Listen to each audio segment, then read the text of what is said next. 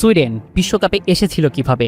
গ্যুকেরেস ইসাকের দলটা একটা ম্যাচও জিততে পারেনি বিশ্বকাপ বাছাই পর্বে, কিন্তু উয়েফা নেশনস লিগের মাধ্যমে তারা প্লে অফে পোল্যান্ডকে হারিয়ে বিশ্বকাপে আসে। আর সেখানেই আজ স্তাদিও মন্টেরেতে মুখোমুখি হলো সুইডেন এবং তিউনিসিয়া, যেখানে কোনো পাত্তা না দিয়ে একেবারে এক হালির সাথে আরও এক গোল জুড়ে খুব সহজেই বাছাই পর্বে উতরে আসা তিউনিসিয়া দলটাকে উড়িয়ে দিয়েছে ওরা।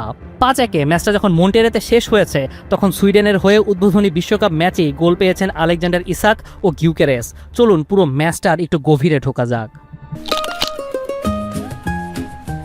হোয়াইট চকলেট কোটিং এর সাথে বানানা বার্স্টে নতুন এসোরা বানানা আইসক্রিম। পোলার, মন ভালো থাক।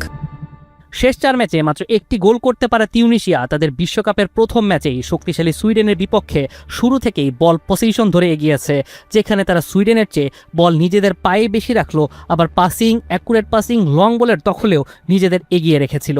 কিন্তু তাতে লাভের লাভ কি কিছু হয়েছে? মোটেও হয়নি। শুরুর 10 মিনিট না পেরোতেই ইয়াসিন আয়েরির গোল। এই ইয়াসিন আয়েরি ভদ্রলোক যিনি ব্রাইটনে খেলেন, আর তার এই ম্যাচের আধিপত্য জোড়া গোলে। একজন মিডফিল্ডার যিনি এই ম্যাচে জোড়া গোল করেছেন একটা শুরুতেই আর একটা 96 মিনিটে রেফারির বাঁশি বাজার ঠিক আগ মুহূর্তে। আর তাতেই সুইডিশদের কাজ হয়েছে সম্পূর্ণ। গোল পেয়েছেন ইসাক ও গ্যুকেরেস, কিন্তু তাদের শিরোনামটা কেড়েই নিয়েছেন আরেক প্রিমিয়ার লিগ ফরওয়ার্ড ওই আয়েরি। কিন্তু অবাক হবেন জেনে এই ইয়াসিন আয়েরি তিউনিসিয়ার বংশোদ্ভূত এক খেলোয়াড়। চাইলে খেলতেও পারতেন তিউনিসিয়ার হয়ে, কিন্তু ঘটনা ঘটল পুরোটাই উল্টো।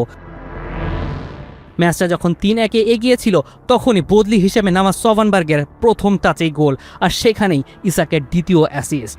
সব মিলিয়ে ইসাকের 2 অ্যাসিস্ট 1 গোল আর গিউকেরেসের 1 অ্যাসিস্ট 1 গোলে 5-1 বিশাল জয়ে উড়ন্ত সূচনা সুইডেনের।